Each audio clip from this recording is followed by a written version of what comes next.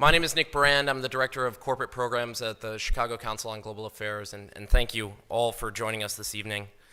I'd like to take this opportunity to welcome George Friedman to the Chicago Council. I believe it's his first time here, so thank you so much for being with us. What you do, if you're a Ukrainian, is essentially reach out to the only country that will help you, which is the United States.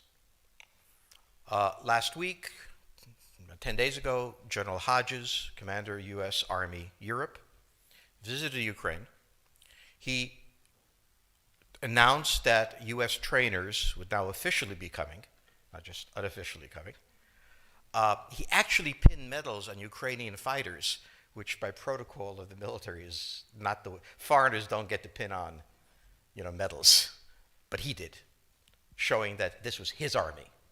He then left and in the Baltics announced that the United States would be pre-positioning armor, artillery, and other equipment in the Baltics, Poland, Romania, and Bulgaria, which is a very interesting point.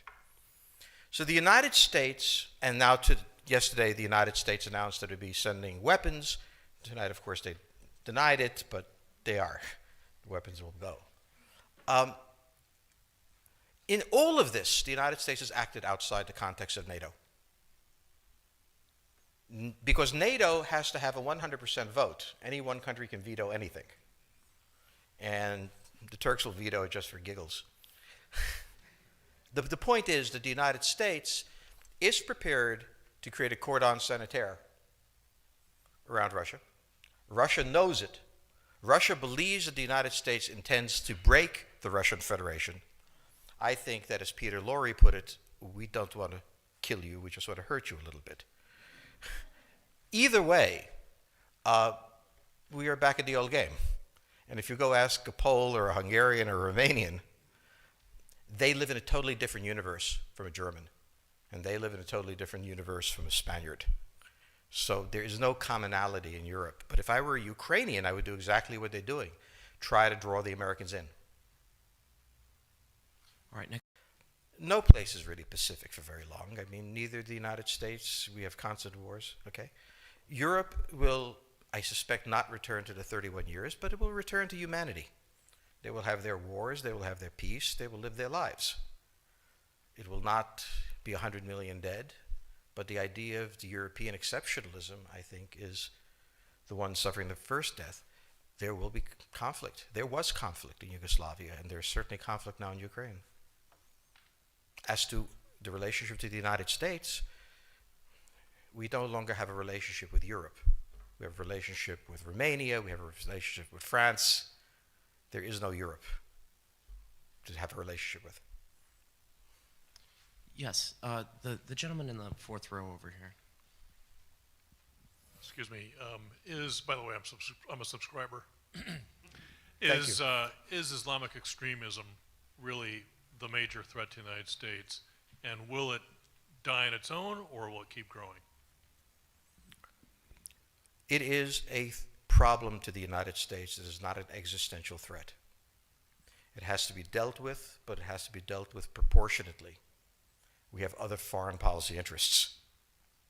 So, the primordial interest of the United States, over which for a century we have fought wars, the First, Second Cold War, has been the relationship between Germany and Russia, because united they are the only force that could threaten us, and to make sure that that doesn't happen. The United States has a fundamental interest. It controls all the oceans of the world. No power has ever done that. Because of that, we get to invade people and they don't get to invade us.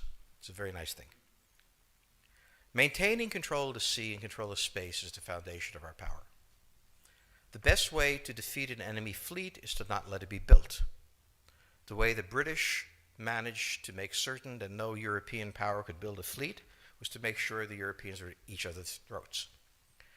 The policy that I would recommend is the one that Ronald Reagan adopted toward Iran and Iraq.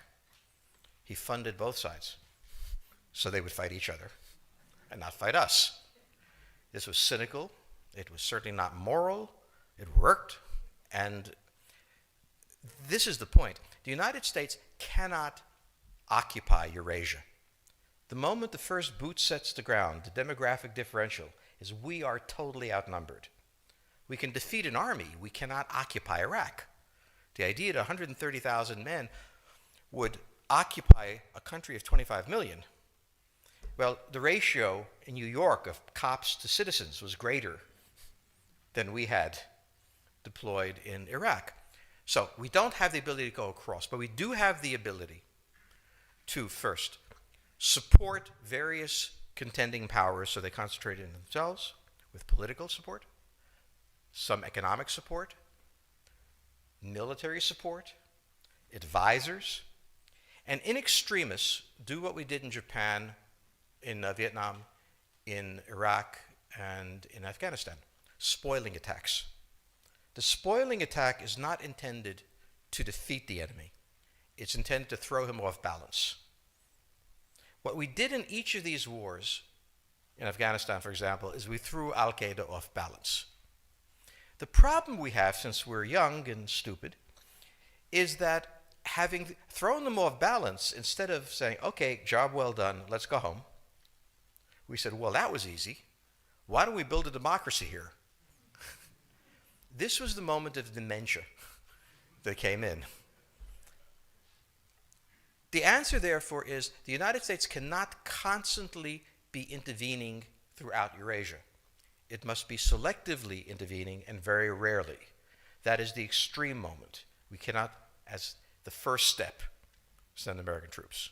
And when we send American troops, we have to clearly understand what the mission is, limit it to that, and not develop all sorts of psychotic fantasies. So hopefully we've learned that this time. It takes a while for kids to learn lessons.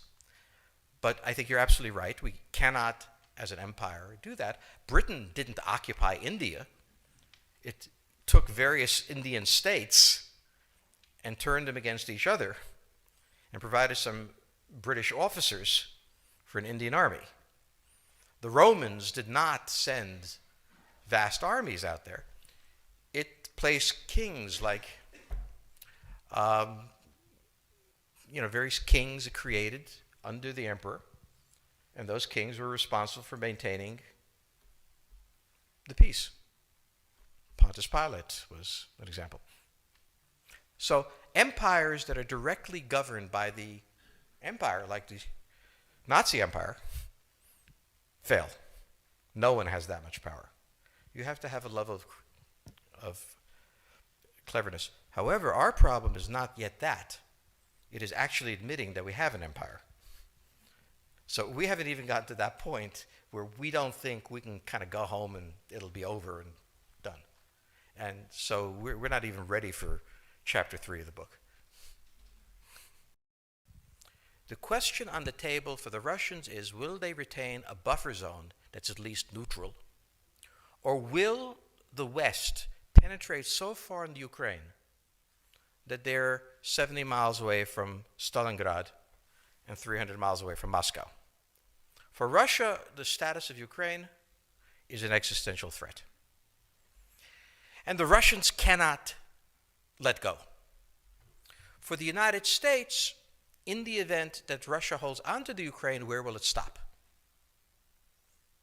Therefore, it's not an accident that General Hodges, who's been appointed to be blamed for all of this, is talking about prepositioning troops in Romania, Bulgaria, Poland, and the Baltics. This is the intermarium, from the Black Sea to the Baltic, that Pilsudski dreamt of. This is the solution for the United States.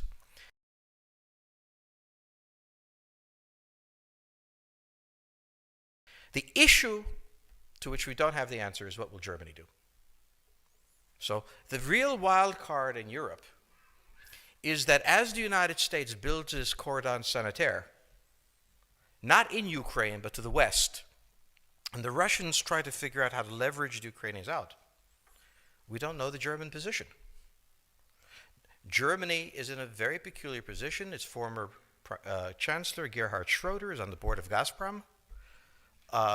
They have a very complex relationship to the Russians. The Germans themselves don't know what to do.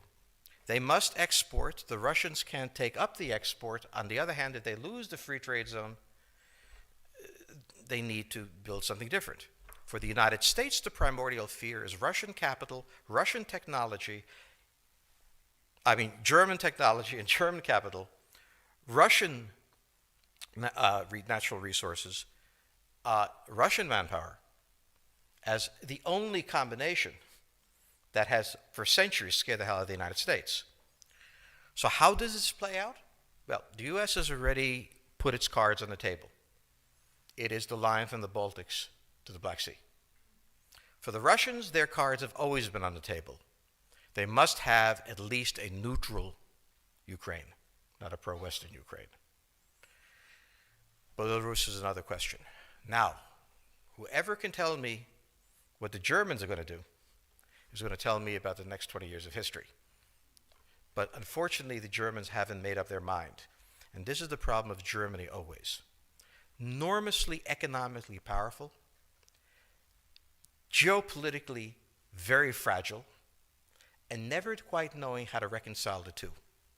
Ever since 1871, this has been the German question, the question of Europe. So to answer my faithful colleague of 700 years of empire, where Hungary and Croatia was joined, I didn't think you enjoyed that much.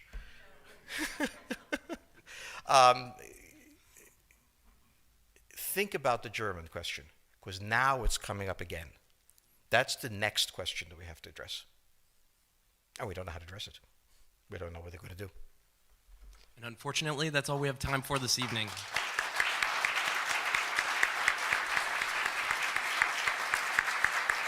Thank you so much. Thank you so much, George Friedman. He'll be signing copies of his book in the rear of the room. Thank you as well to the Chicago Club for co-sponsoring this evening. Good night.